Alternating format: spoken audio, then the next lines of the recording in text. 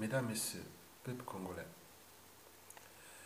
vous savez que la conférence internationale de Modeste Boukadia s'appelle désormais au sein des réseaux de la résistance, on appelle ça la CINI. C-I-N-I. Conférence internationale non identifiée. Mesdames, Messieurs, le peuple congolais, la conférence internationale de Boukadia, impossible ou un bluff? Et pourquoi faire? Au sujet de la conférence internationale de Modeste Boukadia, la position prudente s'impose à tous. Qu'il poursuive son projet et voit à quoi il va aboutir. Il est prématuré de juger le dit projet comme impossible ou un bluff. Mais au regard du droit international, une conférence internationale ne peut pas être l'acte d'un petit groupe de citoyens. Seules les organisations internationales, plus les États, peuvent l'exiger. C'est là où commencent les ennuis de Modeste Boukadia et de sa conférence internationale non identifiée. Il faut savoir que le Congo et la France, le palais de l'Élysée et le dictateur Denis Sassou Nguesso, oui, Sassou Nguesso est protégé par la France. Sassou est arrivé au pouvoir grâce à l'aide de la France. Et jusqu'à présent, c'est la France qui continue, par tous les moyens dont il dispose, de maintenir Sassou Nguesso au pouvoir. Vous avez par exemple vu la conspiration flagrante contre le président élu Jean-Marie Michel Mokoko. C'était vraiment visible entre un officier français, marchand d'armes et de munitions, et un officiel français, ambassadeur, venu considérer comme le président élu. Ça n'est jamais passé nulle part. C'était visible. Donc la France soutient Sassou Nguesso et met tous ses moyens pour le protéger. Et la France défend ses intérêts. Mais, or, celle-ci, c'est-à-dire la France, a un droit de veto au niveau du Conseil de sécurité des Nations Unies. D'où la digue ou le mur que la France a conçu depuis des années entre le Congo et la communauté internationale. Nous savons ça depuis 1997 à nos jours. Pas ci, pas ça. Aucune résolution haute n'est jamais passée. Le Congo est comme un pays isolé. Un pays devenu un pays clandestin, comme son président autoproclamé d'ailleurs, et qui devient aussi un passager clandestin. Donc tout le monde est entraîné vers la clandestinité. Donc, un dictateur autoproclamé, traité comme passager clandestin, donc devient un dirigeant d'un pays clandestin, lui-même clandestin, comme l'a dit. Donc, dans ces conditions, je ne sais pas comment aller demander, organiser une conférence internationale sans l'accord déjà du Congo, parce que Sassou ne peut pas être jugé et avocat, même si c'est un pompier pyromane, mais là, il ne peut pas être jugé et avocat, il ne peut pas être l'auteur de sa propre chute, non. Ça peut être indirectement, pas volontairement. Donc, le Congo, pour la communauté internationale, le Congo ne pourra pas autoriser qu'on organise cette conférence. Deuxièmement, au niveau de la France, étant donné les intérêts, ces intérêts qui sont protégés par ce monsieur, et que la France est une puissance économique qui a ce droit de veto, vous connaissez, qu'on l'a dit. Bon, donc, je pense que dans ces conditions, cette conférence nationale, internationale, qu'on a dit conférence nationale bis ou conférence internationale, est perdue d'avance. Elle devient une conférence internationale non identifiée. Ça devient du fantasme. Bon, on ne construit pas un pays, on ne traite pas de problème de paix ou de la survie d'un peuple par des fantasmes. Donc, la solution, c'est qu'il faut établir un rapport de force entre le dictateur et le peuple. C'est le préalable à cette tribune internationale. Tant que Sassou ne voit pas qu'il est en danger, tout le reste, ce n'est qu'un fantasme.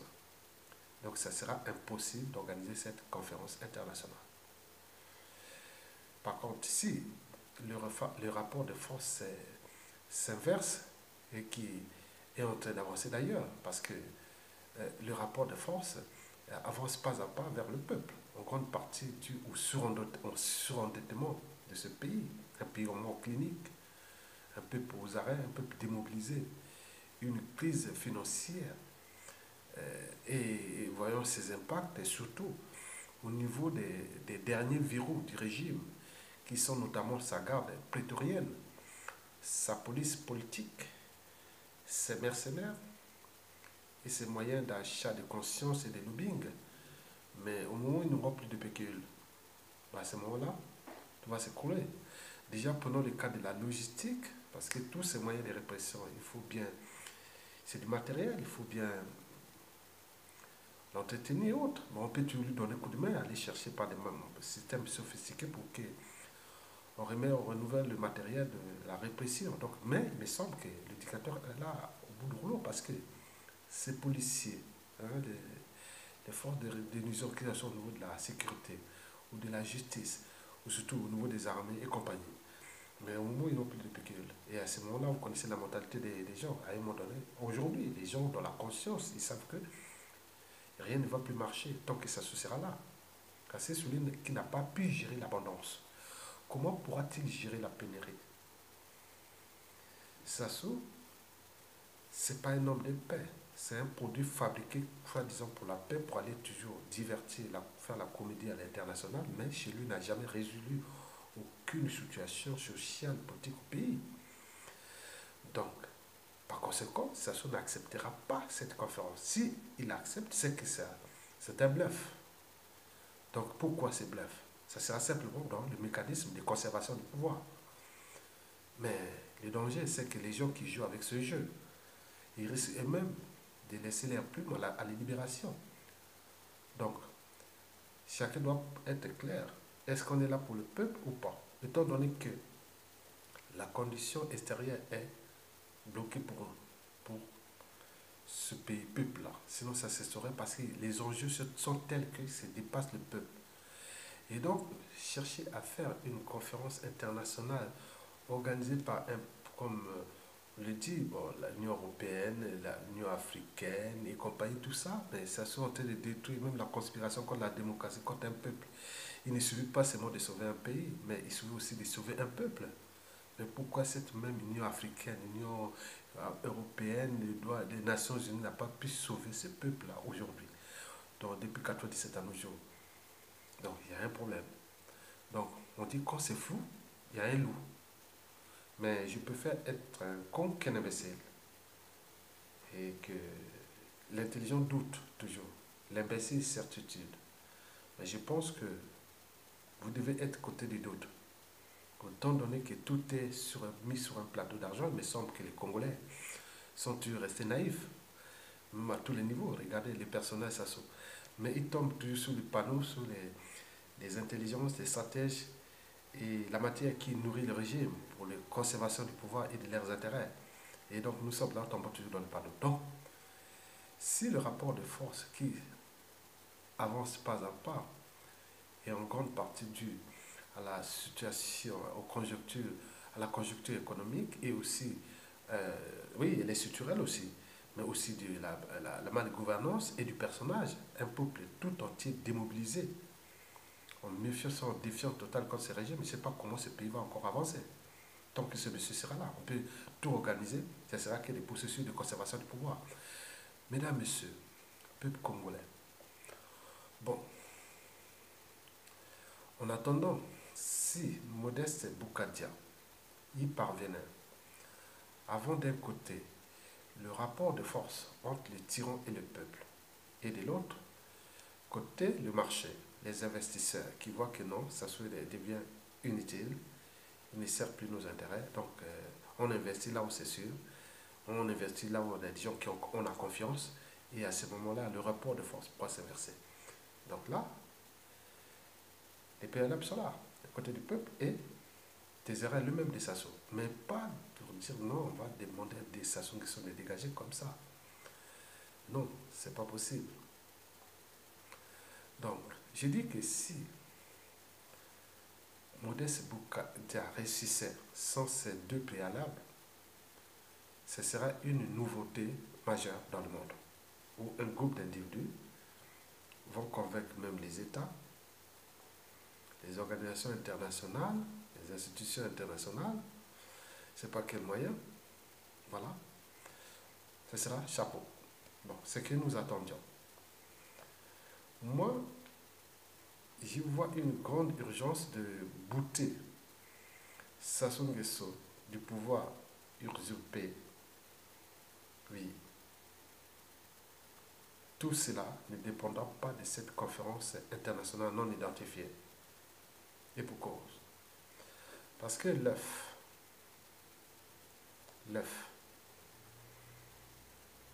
quand il est brisé de l'extérieur, la vie s'arrête. Nous l'avons tenté en 1997 à nos jours. L'œuf a été brisé de l'extérieur. On voit la situation que nous nous retrouvons aujourd'hui.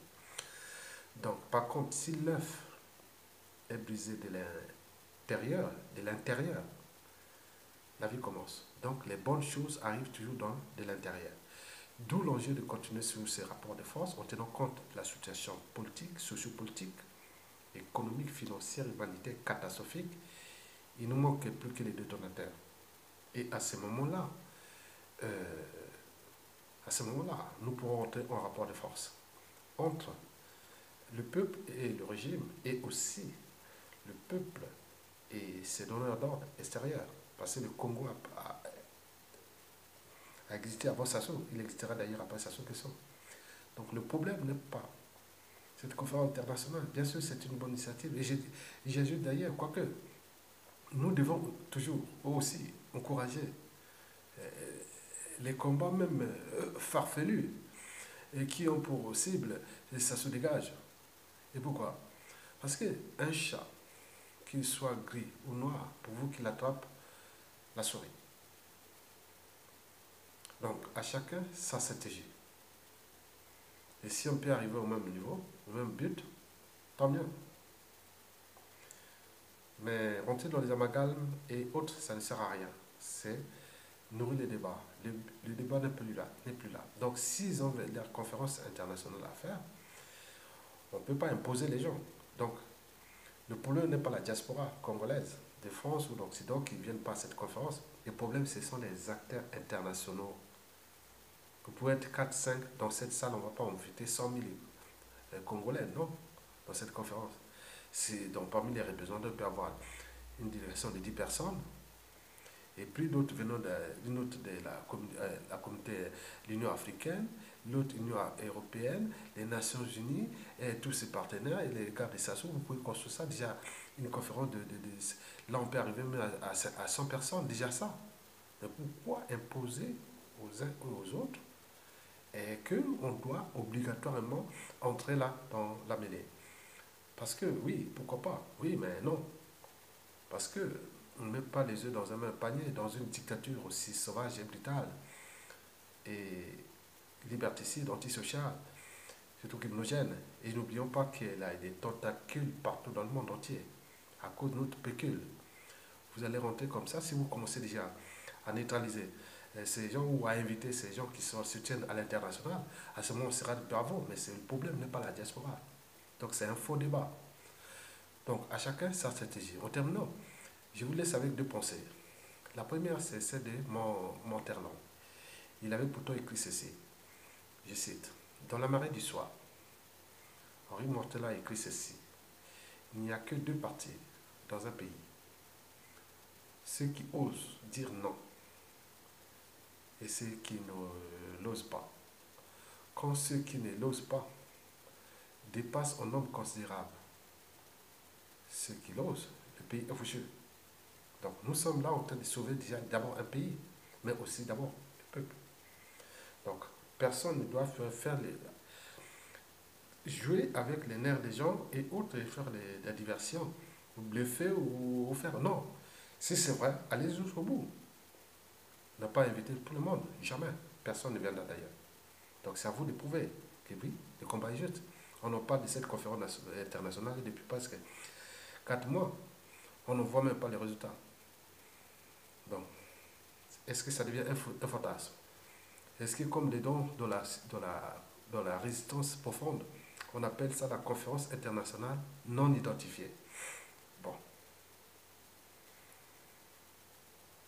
laissons le temps au temps. Oui, la vérité arrive toujours lentement. Le mensonge va très vite. Bon, on va voir entre la vérité et le mensonge. Mesdames, Messieurs, la deuxième pensée que je vais vous donner, c'est celle de Gandhi. Il avait dit ceci. Dès que quelqu'un comprend qu'il est contraire à sa dignité d'homme d'obéir à des lois injustes, aucune tyrannie ne peut la servir. Oui, ce que veut dire, ce que résister veut dire, ça part de Gandhi. Il avait pourtant dit ceci. Dès que quelqu'un comprend qu'il est contraire à sa dignité d'homme d'obéir à des lois injustes, aucune tyrannie ne peut la servir. Donc, si vous êtes du côté de cette pensée, je vous invite à, à lutter jusqu'au bout. Parce que la victoire est proche. Sassou est au bout du rouleau, il est agonisant, il va partir, il doit partir. Il est fini. Il est fini. Parce que toute chose a un début et une fin. Et Sassou le sait d'ailleurs. Donc, vous l'avez compris. Restons tous mobilisés et déterminés. Je vous remercie et à bientôt.